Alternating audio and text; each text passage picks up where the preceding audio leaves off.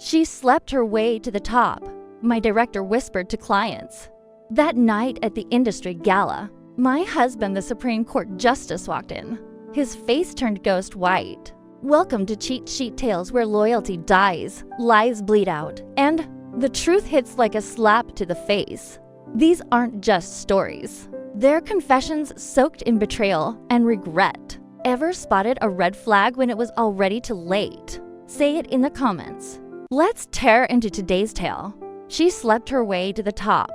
My director, Thaddeus, whispered to the circle of potential. Clients surrounding us. His voice carried just enough to reach my ears as I approached with a tray of drinks. A calculated move on his part. The crystal glasses trembled slightly in my hands as I registered what he'd said. 7 years of working 80-hour weeks, bringing in millions in revenue, creating award-winning strategies that transformed struggling companies into industry giants, all reduced to this vile insinuation. I watched their expressions shift, eyes darting, between my face and my body, reassessing everything they knew about me through this new tainted lens. I stood frozen, my professional accomplishments dissolving into nothing. Then the ballroom doors opened. My husband entered in his formal attire, commanding attention even from those who only recognized him from television. Supreme Court Justice August Reed, the man I'd married before either of us had achieved career success. The relationship I'd kept private to avoid exactly these accusations. Thaddeus's complexion drained instantly. His champagne glass hovered midway to his lips, suspended in shock as realization dawned. I had never seen terror flash across my director's face before this moment. It was beautiful. Before I tell you what happened next, I want to thank everyone who's been supporting these stories. Many listen without subscribing. If you're enjoying this, please consider subscribing so you don't miss future uploads. The support means everything. Now, let me continue. My name is Eliza Reed. Though professionally, I've always been Eliza Wilder. At 36, I've built my reputation as one of the most innovative strategists in corporate consultancy. I'm the quiet, one who speaks only when necessary, the observer who notices patterns others miss, the problem solver companies call when everything else has failed. I joined Helix Strategy Group as a junior analyst 9 years ago after graduating at the top of my class. While colleagues at expensive restaurants, I developed revolutionary approaches that attracted major clients. My methods weren't flashy. They were effective, data-driven, psychologically informed, and consistently successful. By year 3, I'd saved 3 major accounts from walking away. By year 5, I'd brought in 7 new Fortune 500 clients, August, and I met during our final year of graduate school. He studied law while I pursued business strategy. We connected at a campus debate where we were assigned opposing positions. He won the formal argument. I won his attention. We married 6 months later at a courthouse ceremony with only our closest friends present. When August began his judicial career, we made a mutual decision to maintain separate professional identities. His rising prominence in constitutional law and my growing reputation in corporate strategy existed in different worlds. When he received his nomination to the Supreme Court 3 years ago, we agreed to strengthen our privacy to protect both our careers from claims of favoritism or conflict of interest. I'll always be your husband first, August had told me on the night of his confirmation. But the world only needs to see Justice Reed. I hadn't anticipated how that decision would leave me vulnerable. Thaddeus Beck became my director 2 years ago after our previous department had retired. His arrival coincided with my biggest achievement, securing an international contract everyone deemed impossible. The praise from our CEO infuriated him. I noticed small changes at first. Being excluded from meetings, my recommendations questioned. Publicly, clients redirected to other strategists. Then the whispers began. Such a shame how she advanced. I overheard him tell a board member, "Some skills don't appear on resumes." I confronted him privately. "If you have concerns about my performance, address them directly. Don't be paranoid, Eliza, he replied, with a practiced smile. I value every member of our team equally. The rumors intensified after I landed the neurotic account, a client Thaddeus had been pursuing unsuccessfully for years. My approach focusing on sustainable growth rather than quick profit had appealed to their leadership. The morning after the announcement, Lyndon from accounting stopped me in the hallway. I need to warn you, she whispered. Thaddeus is telling everyone you couldn't have achieved this legitimately. What exactly is he saying? I asked, already knowing the answer. That you're sleeping with neurotic CEO, that it's how you've always moved ahead. Each promotion intensified his campaign. Each client meeting became a battlefield where I constantly proved myself while fighting invisible. Accusations. I documented everything, every email, every conversation where he undermined me, every instance where I was excluded despite being the most qualified person for the project. I never confronted him again. Instead, I worked harder, smarter. I built a network of allies within the company who knew my work ethic. I maintained detailed records of every contribution, every innovation, every dollar I brought to the company. But the whispers continued spreading beyond our firm. At industry events, I noticed the sit-along glances, the sudden silences when I approached groups where Thaddeus had been speaking. My reputation, built on years of excellence, was being systematically dismantled. The rumors reached August through a clerk who'd interned at Helix before joining his staff. He came home one evening to find me staring at my laptop, reviewing client data through tears of frustration. What's wrong? He asked, loosening his tie. I hadn't told him about Thaddeus's campaign against me. August carried enough burdens with his position. But that night, everything spilled out. The rumors, the sabotage, the humiliation of having to prove myself repeatedly despite my record. August listened silently, his expression darkening with each detail. When I finished, he didn't offer empty reassurances or suggest I quit. Instead, he asked a simple question. When is your next company event? The annual industry gala next week. Why? Invite me, he said. I stared at him. We agreed to keep our marriage private professionally. Some principles matter more than privacy. His voice was quiet but determined. I won't stand by while someone destroys what you've built. The week before the gala crawled by, Thaddeus assigned me to host our newest potential clients, executives, from 3 international corporations, considering 7-figure contracts with Helix. I prepared extensively knowing they would be closely evaluating not just our services, but me personally. The evening of the gala arrived. I wore a deep green dress, elegant but conservative. August would arrive separately later in the evening. We had discussed our approach carefully. No dramatic confrontation. No scene that could reflect poorly on either of us professionally, just truth strategically revealed. The ballroom of the Covington Hotel glittered with crystal chandeliers and the jewelry of industry elites. I guided my group of potential clients through introductions, maintaining perfect professional composure despite the knot in my stomach. 2 hours into the event, Thaddeus appeared at my side. Eliza, let me take over with our guests, he said. Smoothly, the CEO wants to speak with you about the quarterly projections. It was a lie. I had just spoken with our CEO near the bar, but I nodded and stepped away. From across the room, I watched Thaddeus lean inconspiratorially toward the clients I'd been cultivating for months. I didn't need to hear the words to know what he was implying. Their expressions told me everything. That's when the ballroom doors opened and August entered. At 41, my husband commands attention without seeking it. His presence carries the weight of his position without arrogance. Conversations paused as people recognized him, wondering why a Supreme Court justice would attend an industry gala for corporate strategists. I moved toward him, aware of every eye tracking my path. Thaddeus watched in confusion, then growing horror as August extended his hand to me, the terror spreading. Across my director's face was the first moment of satisfaction I'd felt in months. Eliza, August said warmly, loud enough for those nearby to hear. I apologized for being late. Court proceedings ran longer than expected. I took his hand, my voice steady. I'd like you to meet some people. We moved Asterisk through the crowd toward Thaddeus and the clients. Each step felt like reclaiming ground that had been stolen from me. My director attempted to retreat, but I gently touched his arm.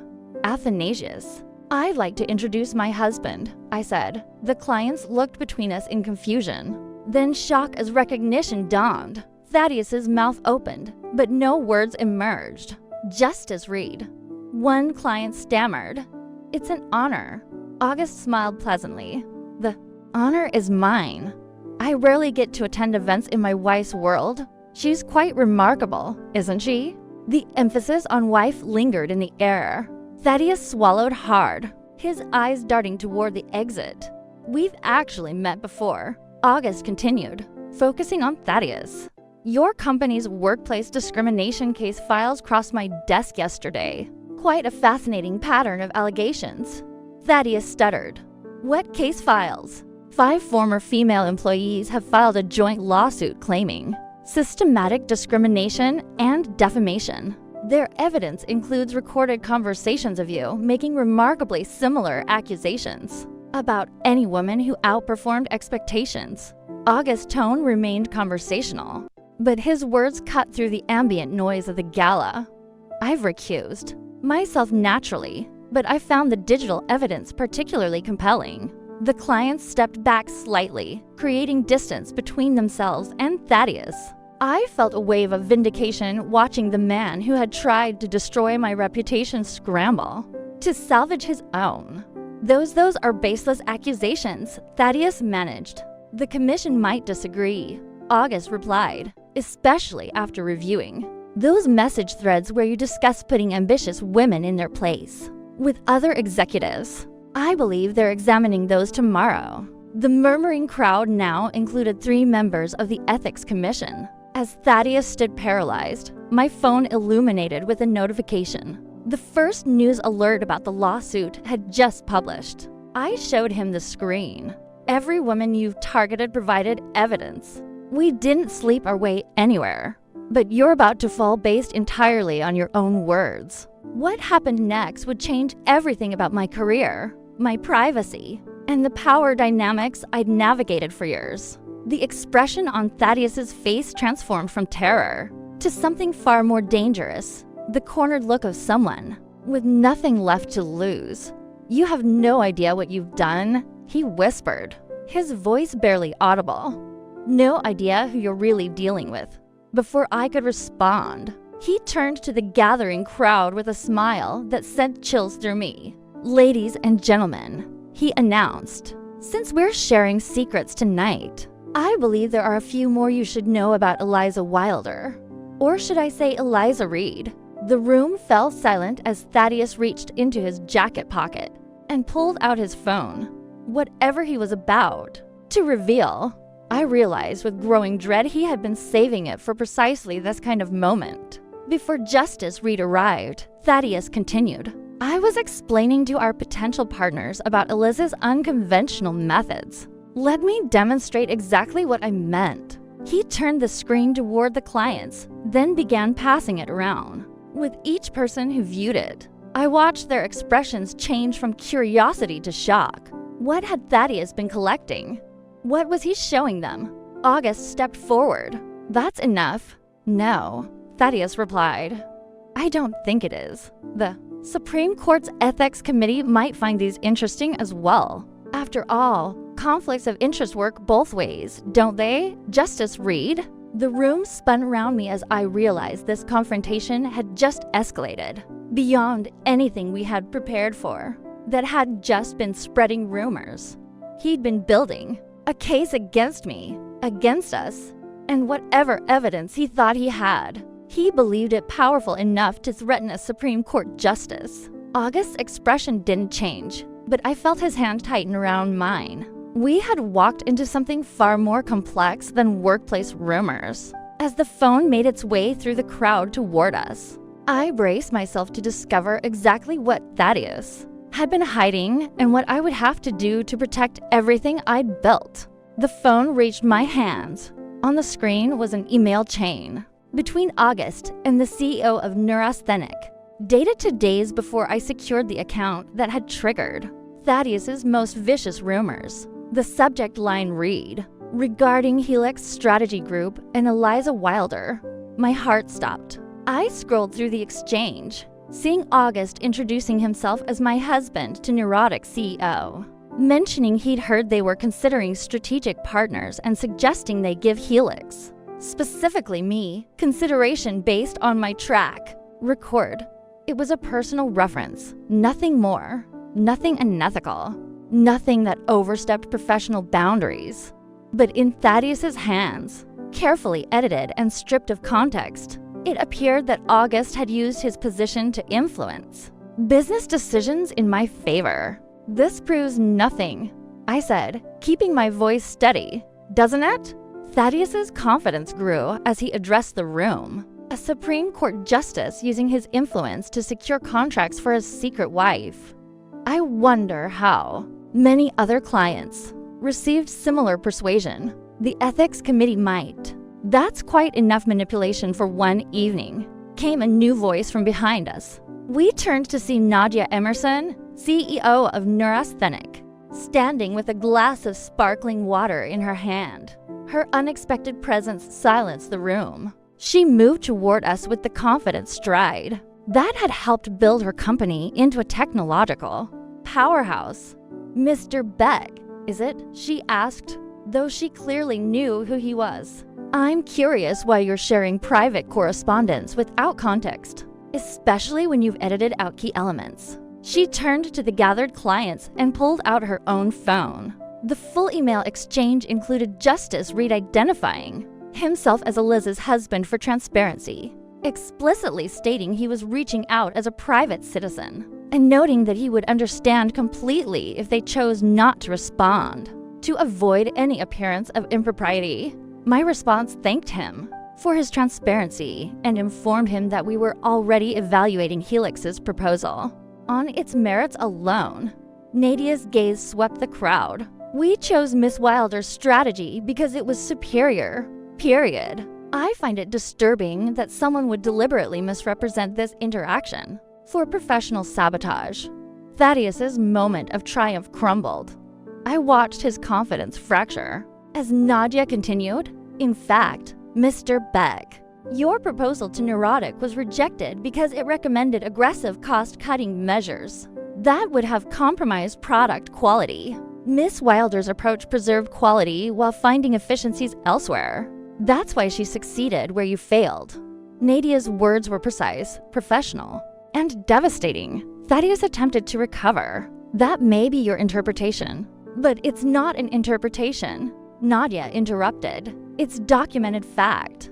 Just as it's documented fact that you attempted to contact me privately after we signed with Helix to suggest that Miss Wilder was unqualified. You implied she had secured our business through improper means.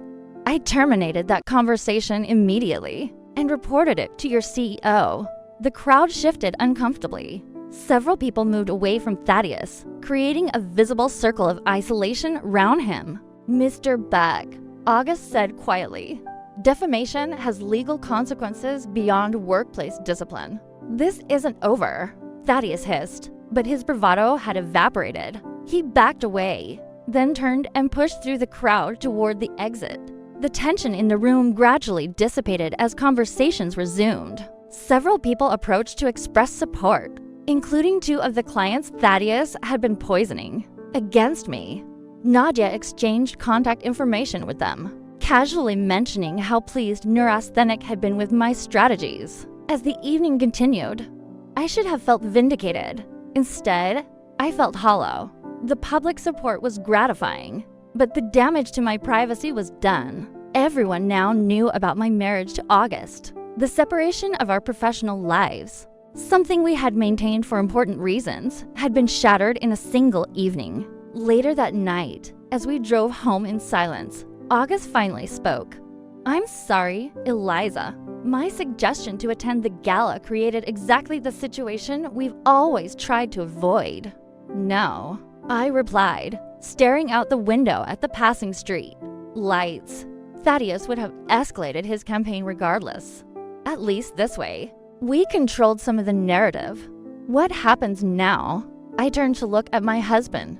This brilliant, principled man who had stood beside me tonight. Now I finished what Thaddeus started. The next morning, I received a message from our CEO requesting an immediate meeting. When I arrived at his office, he wasn't alone. Our chief legal counsel and the head of human resources sat beside him, their expressions grave. Eliza, the CEO began. First, let me apologize for what you've experienced under Thaddeus's leadership. We were unaware of the extent of his behavior until recently. Until the lawsuit. I clarified. The CEO nodded. The 5 former employees filed jointly last week. Their evidence is substantial. We've placed Thaddeus on administrative leave pending investigation. I appreciate that, I said carefully. However, the legal counsel interjected. We need to discuss your situation. Your relationship with Justice Reed creates certain complications. My marriage has never influenced my work, I stated firmly. We're not suggesting it has, the CEO assured me, but perception matters in our industry. Clients might question whether your connection to Justice Reed gives Helix an unfair advantage. I understood the subtext immediately. They weren't firing me, but they were preparing to distance themselves from any controversy. After 9 years of exceptional service, I was becoming a liability. What are you proposing? I asked. A lateral move, the HR director suggested. Same compensation, but in a research position with less client contact until this situation resolves. A demotion disguised as a transfer. After everything Thaddeus had done, I was the one being penalized. I need time to consider my options, I said, rising from my chair. Of course, the CEO replied, relief evident in his voice. Take the week. We value your contributions, Eliza. We just need to manage the situation carefully. I walked out of that office with perfect composure, collected my laptop and a few personal items from my desk, and left the building. In my car, I finally allowed myself a moment of pure, unfiltered rage. That had done this, destroyed my privacy, damaged my professional standing, and forced me to choose between retreat and confrontation. That evening, when August returned home, I had spread dozens of documents across our dining table. Financial, records, emails, performance reviews, client testimonials. 9 years of my professional life laid bare. What's all this? He asked. Evidence. I replied without looking up. I'm not accepting their offer to hide me away. August studied the papers. You're building a case. I'm taking control of the narrative. I finally met his eyes. Thaddeus didn't just attack me on a personal level. He systematically undermined the achievements of every successful woman at Helix. 5 have already come forward, but there are more. How many more? 11 that I've identified. Women who left the company after encountering similar obstacles. 3 were on partner tracks before Thaddeus arrived. None made it. August sat down beside me. What do you need from me? Nothing, I said. Honestly, this isn't about using your position. This is about using mine. The connections I've built, the respect I've earned, the strategies I've developed. I'm going to dismantle what Thaddeus created, but I'll do it my way. The next day, I called Nadia Emerson and requested a meeting, not as a consultant, but as someone seeking advice. She invited me to her office that afternoon. You're not planning to sue Helix, she observed after I explained my situation. It wasn't a question. No, I confirmed. Lawsuits drag on for years. They drain resources and attention, and ultimately they don't change systems. So what are you planning? I'm creating a new system. I said simply. I've identified 11 women who left Helix after experiencing discrimination similar to mine. Each possesses exceptional skills that Helix undervalued. Together, we represent expertise across every aspect of strategic consulting. Nadia's expression shifted from curiosity to interest. "You're starting a competing firm." "I'm creating an alternative." I corrected one built on the principle that talent deserves recognition regardless of gender. One where achievement is measured by results, not relationships. That requires capital, Nadia noted, and clients willing to take a chance on a new entity. Yes, I agreed, it does. Nadia studied me for a long moment, then smiled. Neurasthenics. Contract with Helix includes a clause allowing us to follow key personnel if they leave the company. Did you know that? I wrote that clause. I admitted standard protection for clients to ensure continuity of service. How convenient. Nadia reached for her tablet and began typing. "I'm sending you contact information for 3 other CEO who have expressed frustration with their current strategic partners. All 3 value innovation over tradition. All 3 would appreciate your approach." By the end of the week, I had secured preliminary commitments from 7 former Helix employees to join my venture. Each brought unique expertise and their own client relationships. Each had a story about Thaddeus or the culture he had fostered. Together, we represented over 50 years of combined experience that Helix had discarded or devalued. I hadn't responded to the CEO's offer of a lateral move. Instead, I prepared my resignation letter, effective immediately. August supported my decision completely, though we both understood the risks of starting a new business. This isn't just about leaving Helix, I told him as I finalized my business plan. It's about creating something better. I know, he replied. That's why you'll succeed. 3 weeks after the gala, I launched Prism Strategies with 9 founding partners, all women who had left Helix under Thaddeus's leadership. We secured office space in a renovated industrial building across town. Our founding principle was simple, excellence recognized and rewarded regardless of gender or background. News of our launch spread quickly through industry channels. By our 3rd day of operation, we'd received inquiries from 15 potential clients, including 3 who were currently contracted with Helix. Nadia publicly announced Neurasthenics' decision to follow me to Prism, citing exceptional results from my previous strategies. Then came the moment I had been quietly preparing for. Thaddeus, still on administrative leave, but confident in his eventual reinstatement, filed a lawsuit against me, alleging breach of contract, client poaching, and defamation. His legal team demanded emergency injunctions to prevent me from contacting any Helix clients. He expected me to fight back through legal channels, a process that would drain Prism's limited resources and distract me from building my new company. He expected fear and retreat. He didn't expect what happened next. I called a press conference, not to defend myself against his accusations, but to announce Prism's Advancement Initiative, a program providing mentorship, resources, and capital to women starting businesses after experiencing workplace discrimination. Our first recipient, Lyndon from accounting, who had warned me about Thaddeus's rumors and subsequently been passed over for promotion 3 times despite outstanding performance reviews. Prism Strategies believes that talent deserves opportunity, I told the assembled reporters. We're committing $1 million over 5 years to help women rebuild careers after experiencing systematic barriers to advancement. The announcement generated extensive coverage.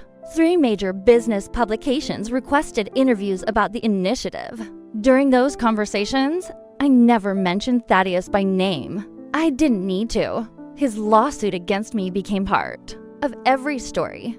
The perfect illustration of the problem our initiative aimed to address. Potential clients noticed. Within days of the press conference, our inquiry list doubled. 2 women who had declined my initial invitation to join Prism reached out to reconsider. Most significantly, Helix's board of directors called an emergency meeting to discuss the company's public image crisis. 2 days later, Thaddeus was terminated. The official statement cited conduct inconsistent with company values, but everyone in the industry understood the real message. Helix was cutting losses. Thaddeus's lawsuit against me was withdrawn the same day. I should have felt victorious.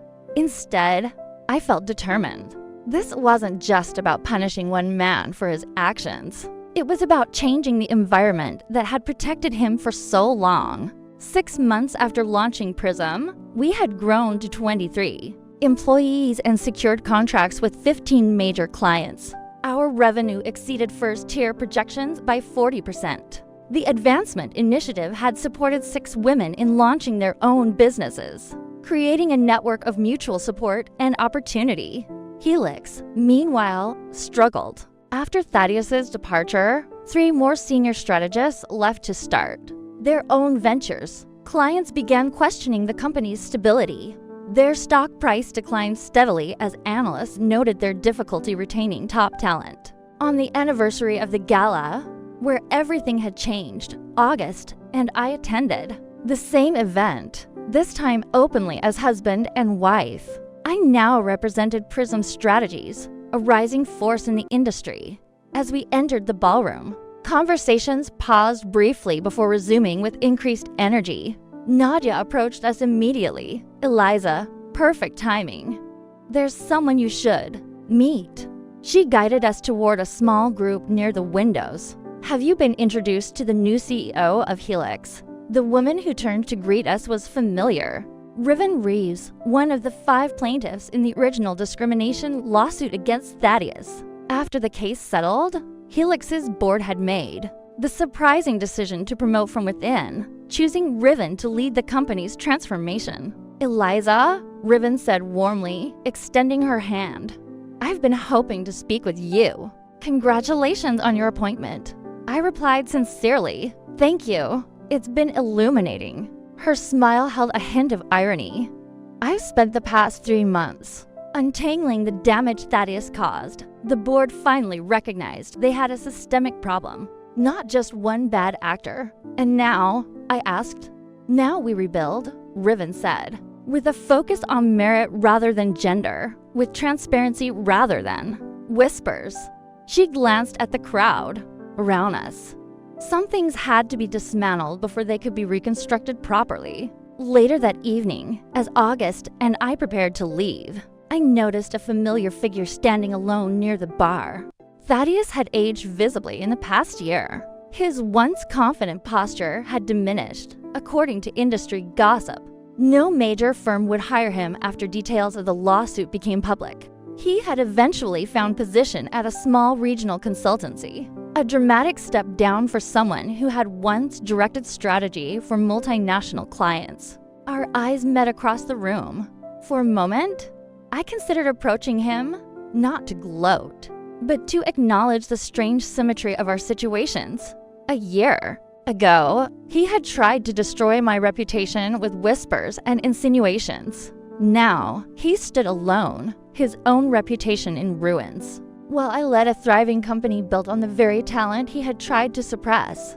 Instead, I simply nodded once in his direction, then turned away. My revenge wasn't in his downfall, but in what rose from the ashes of his destruction, a new model of success, a community of support for those he had harmed, a transformation of the system that had protected him. As we walked toward the exit, August took my hand.